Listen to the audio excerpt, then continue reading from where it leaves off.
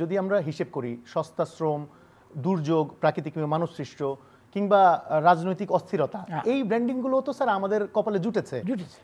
এইটা থেকে বের হওয়ার উপায়টা কি? মানে আমরা আসলে এখন যদি ভাবি যে বাংলাদেশকে নতুন একটা আস্থার জায়গা তৈরি করতে হবে সারা বিশ্বের কাছে, আমরা আসলে কি করব? আমাদের দেশের নেতৃত্বের কিন্তু খুবই একটা অভাব। আজকে যিনি নেতৃত্ব দিচ্ছেন উনি ঠিক আছেন, উনি কিন্তু খুব ভালো একজন নেতা এবং ওনার কথা কেউ কিন্তু এখন পর্যন্ত বলে না। ইভেন আমার পার্টি যে বিএনপি কখনো কিন্তু বলে না যে ডক্টর ইউনূস একজন উপযুক্ত লোক না, উপযুক্ত লোক, কিন্তু উনি একা কিছু করতে পারবেন না। It has to be a setting. তাই বলছি না যে ওনার উপদেষ্টা সব খারাপ, না, এটাও না।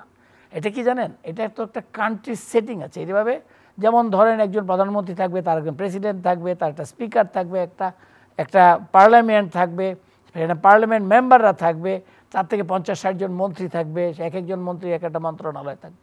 তারা প্রত্যেকে যদি ভালোভাবে কাজ করে, আমরা খারাপ রেফারেন্সটা না দিই, যদি ভালো করে কাজ করে তাহলে কিন্তু তারা অনেক কন্ট্রিবিউশন রাখে। এবং আজকে যে দেখেন এই সরকারের মধ্যে সবচেয়ে যে অসুবিধাটা হচ্ছে ল অ্যান্ড অর্ডার।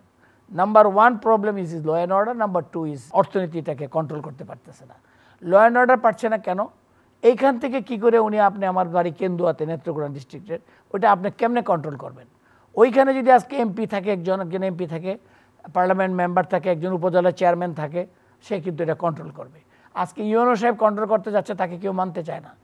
তারপরে আপনার ওসি সাহেবকে তো মানেই না, কারণ পুলিশ তো একেবারে বিপর্যস্ত অবস্থায় আছে। তাই এই অবস্থার জন্যই কিন্তু আমাদের একটা লিডারশিপ দরকার।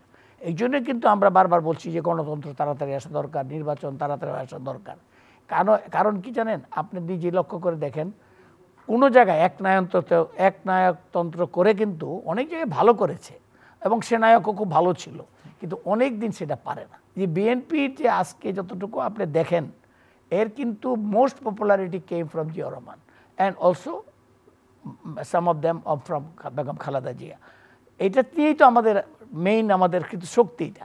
তো কাজেই আমার মনে হয় যে এই আপনি যেটা বললেন যে কী করলে এটা হয়, এর জন্য কিন্তু একটা নেতৃত্ব ভালো লাগবে এবং সেই নেতার আশেপাশে যারা থাকবে বা মেম্বার অফ দ্য পার্লামেন্টস অথবা member of the ministerial council, they also have to be very very good. Like Zia Rahman সাহেবের সবাই বলে উনার মিনিস্ট্রি ছিল গোল্ডেন মিনিস্ট্রি।